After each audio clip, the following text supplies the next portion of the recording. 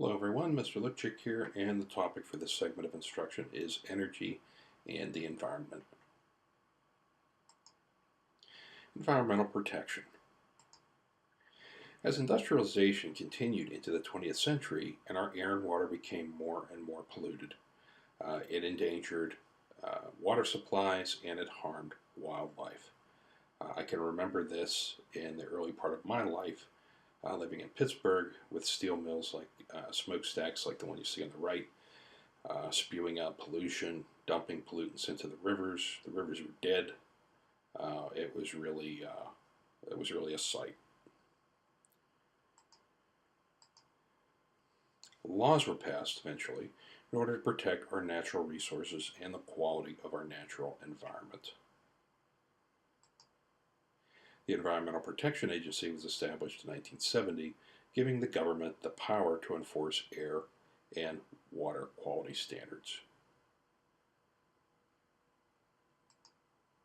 The Water Pollution Control Act of 1972 required companies to have a permit to dump pollutants into waterways, thereby reducing the overall amounts that went into the waterways.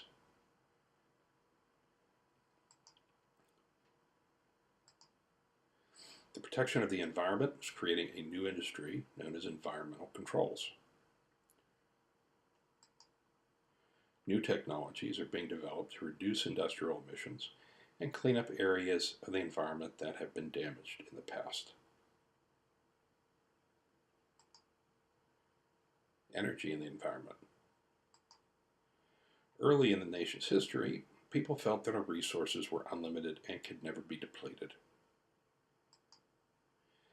As the environment became more polluted, however, society became conscious of the need to use less energy and to look for alternative forms of energy. Turmoil in the Middle East in the 1970s led to the energy crisis. Americans were forced to conserve energy and fuel.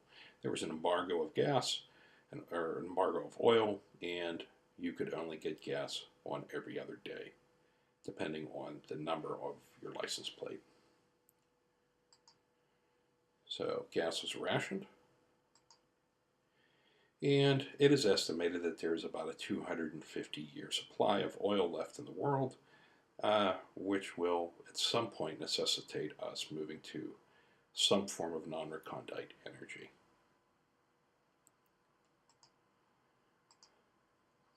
The government now funds extensive research on energy sources that are cheap, clean, and abundant. Solar, for instance. Fusion, which is a clean form of nuclear reaction. Hydrogen fuel cells. And biofuels are the most heavily funded. That concludes our discussion on energy and the environment.